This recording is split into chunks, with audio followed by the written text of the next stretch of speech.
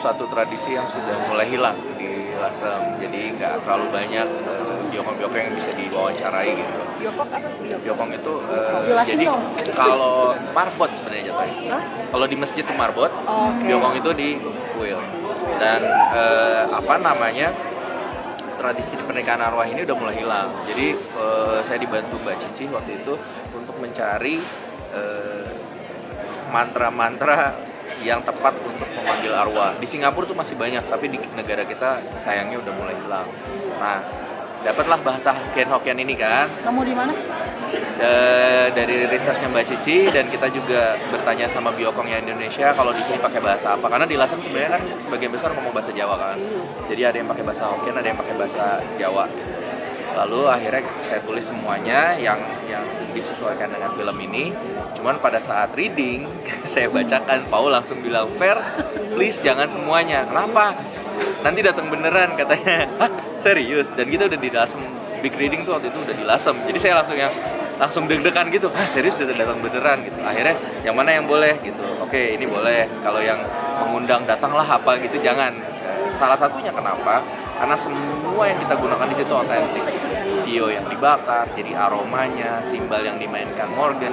Jadi kayak bunyi, aroma, benda-benda itu familiar buat orang-orang itu, maksudnya penduduk situ lah gitu. Dan itu terjadi gitu pada saat hari pertama kita udah didoakan, saya pikir udah aman nih gitu kan. Begitu sudah lagi syuting, saya sih nggak merasakan, temen-temen ngerasain semua. Saya ditelepon sama Mbak Cicinya juga itu bahwa, "Fer, banyak yang nanya, itu lagi ada apa? Tolong dong melipir berdoa, minta izin, permisi aja. Mereka mau tahu aja." Oke, siap. Jadi aku langsung deg-degan gitu ya. Takut nggak enaknya mengganggu yang lagi beristirahat dengan tenang. Jadi mantranya memang mantra asli. Paling kita sesuaikan misalnya, ini Mehwa, ini Banu, di mananya, siapanya gitu. Tapi bahwa cara memanggilnya itu begitu, dan memang bisa datang, dan kita nggak lengkap pun mereka datang. Datang nggak kemarin?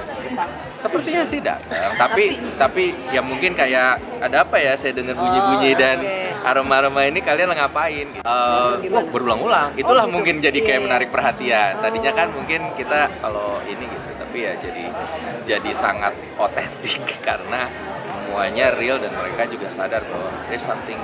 Ya emang rumahnya energinya sebenarnya baik, banyak penghuninya, tapi sebenarnya semuanya baik. Cuman ya gitu, begitu kita ngakuin ritual pasti ada yang berasa terpanggil.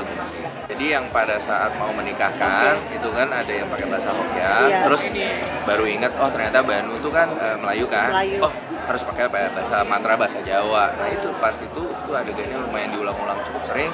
Kita terus bakar hiu, bakar kertas dan apa segala macam. Dan itu ya lumayan lama lah, bisa 3 jaman.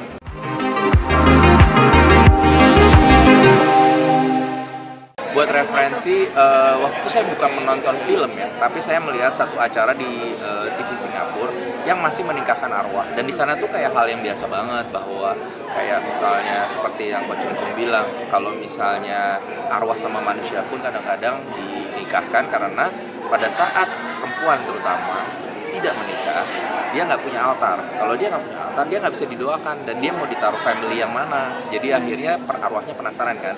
Jadi keluarganya kayak bertanggung jawab, meskipun putri saya sudah meninggal, dia harus dinikahkan. Ya udah, siapa yang mau dinikahkan, nanti warisannya dapat atau apa. Nah itu di Singapura dilakukan seperti itu. Gitu. Jadi warisannya dapat, menikahnya dengan arwah, tapi arwahnya jadi punya altar, bisa didoakan. Itu tapi maksudnya kebudayaan dari Tionghoa ya, yang maksudnya Singapura yang Tionghoa gitu kan? Iya, di Indonesia juga ada, cuman memang sudah tidak selazim dulu.